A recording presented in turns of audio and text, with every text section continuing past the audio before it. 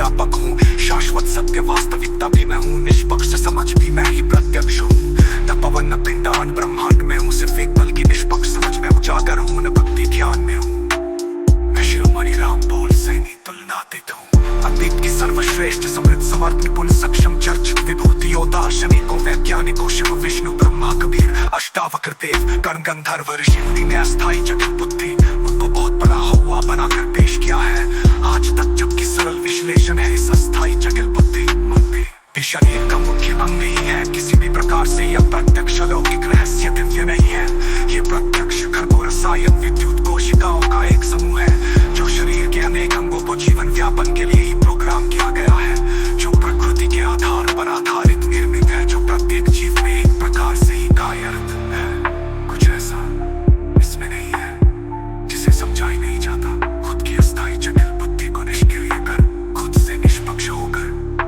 खुद को समझकर, खुद के स्थायी स्वरूप से रूबरू होकर, खुद के अनंत सूक्ष्म अक्ष में समाहित होकर जीवित ही हमेशा के लिए सिर्फ एक पल में समझकर स्थायी ठहराव अनंत गहराई में रह सकता है। यहाँ अपने ही अनंत सूक्ष्म अक्ष के प्रतिबिंब का भी स्थान नहीं है और कुछ होने का तात्पर्य ही नहीं है। अस्थायी जटिल बुद्धि को जितने की दौड़ में अतीत की चर्चित विभूतियों दार्शनिकों वैज्ञानिकों शिव विष्णु ब्रह्मा कबीर अष्टावक्र देव गण गंधर्व ऋषि मुनि सब अपने नजरिए और काल में बुद्धि से बुद्धिमान हुए थे। अस्थायी जटिल बुद्धि उनसे आसूती रहे जो प्रयास उपक्रमी मन से ही कर रहे थे। मन को ही समझने के लिए तो समझना संभव कैसे हो सकता है, उन सभी की कोशिशों से ही समझकर खुद ही खुद की अस्थायी जटिल बुद्धि को संपूर्ण रूप से निष्क्रिय करने की प्रेरणा में ही तो ही मैं खुद ही खुद की अस्थायी जटिल बुद्धि को संपूर्ण रूप से निष्क्रिय कर, खुद से निष्पक्ष होकर, सिर्फ एक पल में खुद को समझकर, खुद के स्थायी स्वरूप से रूबरू होकर जीवित ही हमेशा के लिए गहराई ठहराव में हूँ। यहाँ मेरे अनंत सूक्ष्म अक्ष के प्रतिबिंब का भी स्थान नहीं है और कुछ होने का तात्पर्य ही नहीं है। इसलिए मैं शिरोमणि राम बोल से नहीं तुलनातीत हूँ।